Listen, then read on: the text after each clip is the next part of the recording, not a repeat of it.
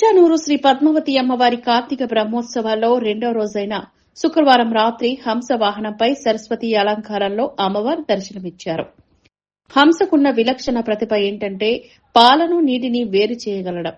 అలాగే యోగి పుంగవులు కూడా జ్ఞానం అజ్ఞానం తెలిసి మెలుగుతారు. అలాంటి మహాయోగి పుంగవుల హృదయాలలో జ్ఞాన స్వరూపిణి అయిన అలివేలుమంగ విహరిస్తూ ఉంటుంది.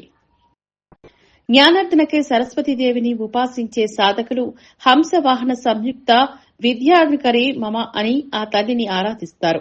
వాహన సేవలో ఈవో జె శ్యామలరావు, జేఈఓలు వీరబ్రహ్మం, గౌతమి, ఆలయ డిప్యూటీ ఈవో గోవిందరాజన్, ఆలయ అర్చకులు బాబుస్వామి, టెంపుల్ ఇన్స్పెక్టర్లు సుభాష్, చలపతి తదితరులు పాల్గొన్నారు. రామానుజాయ నమః.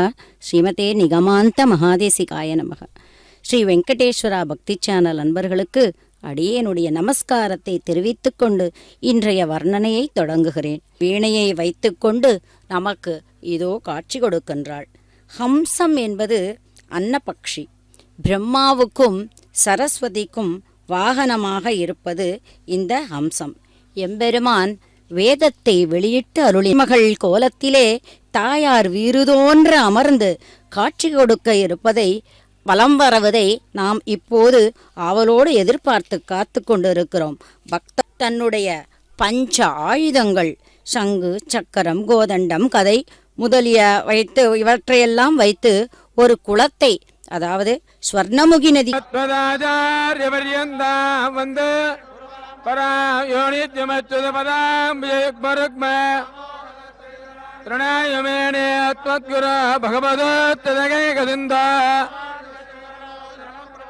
வந்து மாற்றப்பட்டது இந்த ஹம்சமானது. இந்த ஹம்சமானது சரத்காலம் முழுவதும் உள்ள இந்த பௌர்ணமி நிலவில் ஒளியுடன் கூடியதாக இருப்பதால் மிகவும் வெண்மையுடன் உள்ளது. அதனுடைய நடை கேட்கவே வேண்டாம்.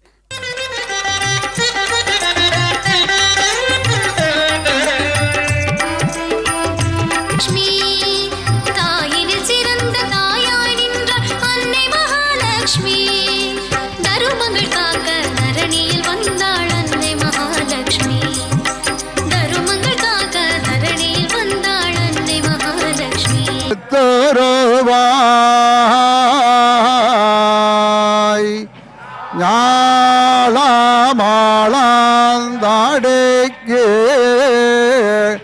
காண்ட ஆவான் நன்றே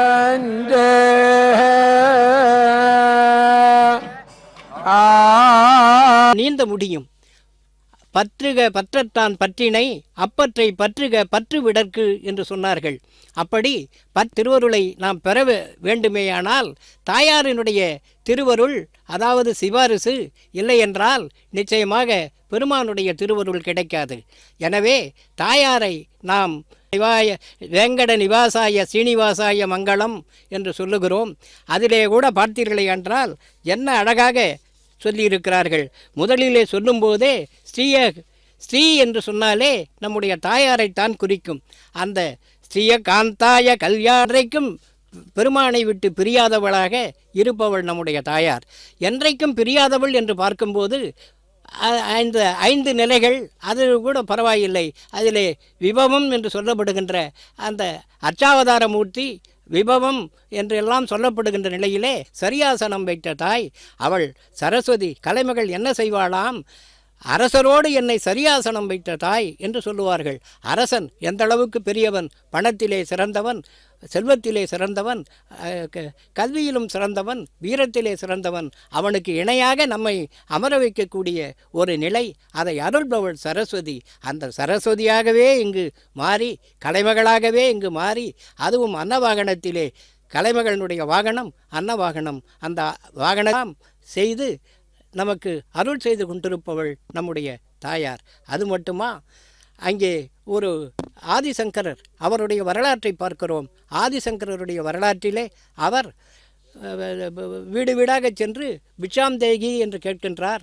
அப்பொழுது ஒரு ஏழை அந்தணருடைய இல்லத்திலே எதுவுமே இல்லாத ஒரு நிலையிலே ஒரு நெல்லிக்கனியை கொண்டு வந்து அவருக்கு கொடுக்கிறார்கள். உடனே அவர் புரிந்து கொள்ளுகிறார், குடும்பத்தினுடைய நிலை இப்படி இருக்கிறதே, இவர்கள் உயர்ந்த நிலையிலே இருந்தால் சவிதா மத்வா அனக்த்வஷதே ராயஸ்வைன கஸ்வதி ஸ்வதிதே மா மைனம்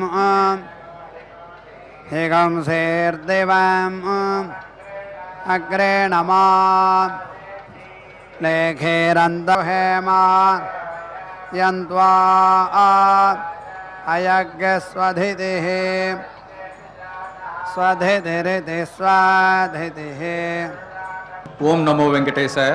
పద్మావతి అమ్మవారి కార్తీక బ్రహ్మోత్సవాలు ఇది 2వ రోజుకు చేరుకున్నాయి. ఈరోజు హంస వాహనంలో పద్మావతి అమ్మవారు భక్తులందరికీ దర్శనమిస్తున్నారు.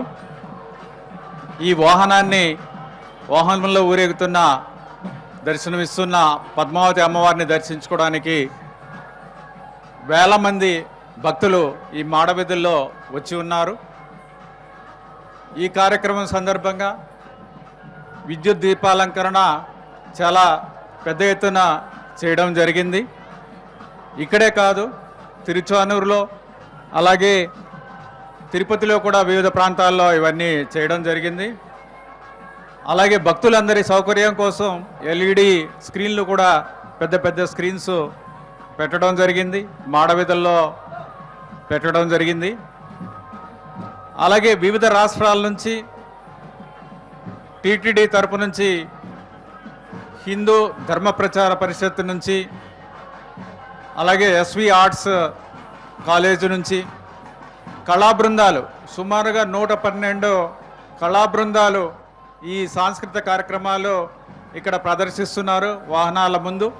అలాగే ప్రత్యేకంగా పంచమి తీర్థం కోసం ప్రత్యేకమైన ఏర్పాట్లు కూడా చేస్తున్నాము. పుష్ప ప్రదర్శన చాలా బాగా ఏర్పాటు చేశాము.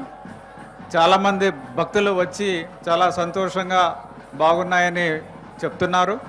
అందరూ కూడా తప్పకుండా ఈ పుష్ప ప్రదర్శన వీక్షించవలసిందిగా భక్తులందరినీ కోరుతున్నాను.